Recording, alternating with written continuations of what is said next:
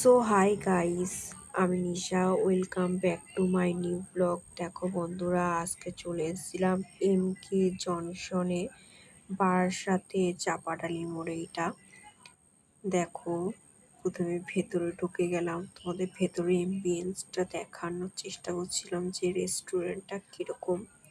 প্রথমে রেস্টুরেন্টের ভেতরে গেলাম।